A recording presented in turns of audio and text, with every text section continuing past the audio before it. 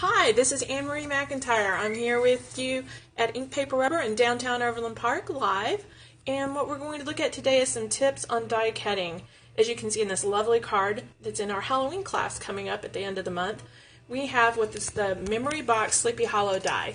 And it's pretty detailed and can be kind of a challenge sometimes. So here, let me show you a few tips on what we find out how to get it to cut smooth.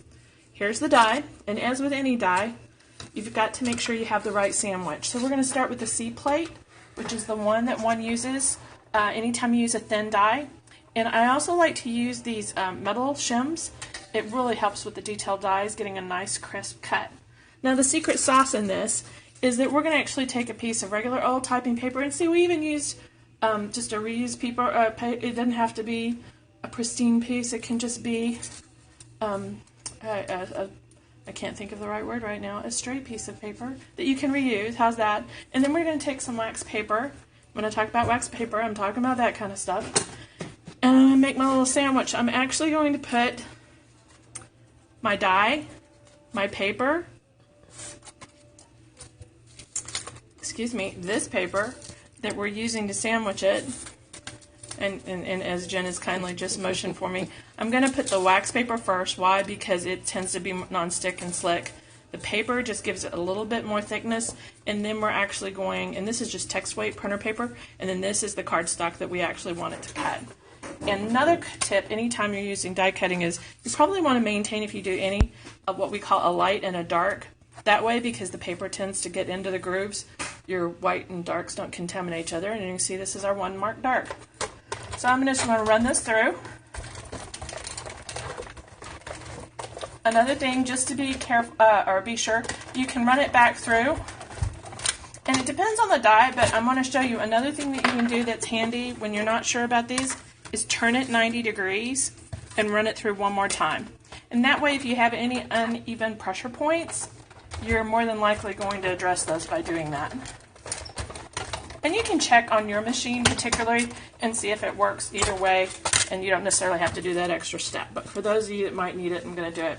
Now, as you're going to see, this is going to remove very cleanly, very quickly.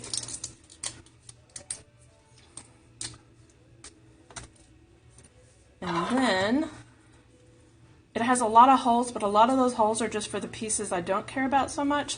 So I'm going to focus on getting to the part that actually pokes out the die part. And for whatever reason on this one, it's just a few holes that address that. So you can do that pretty quickly. You're going to see with firm pressure.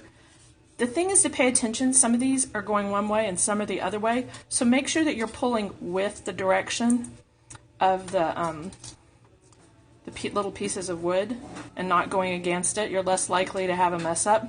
But as you can see, I'm applying firm pressure, but nothing too tough. And what happens is those layers kind of strengthen it, and you're less likely to tear it when you pull it out. And let's hope, since this is live, this goes just like I said. I've done a few of these, and they've seemed to work just fine. So really, you're just kind of pulling it up, and here we go. One last little tug. Ta-da! And as you can see, we have a perfect die cut. And just for a little extra, I have to confess, I love the little tag pieces that we end up doing. The wax paper, we're trying to figure out what fun things we can do with that. And even your scrap paper would be fun in a journal. Thanks for joining us. Hope that tip helped you.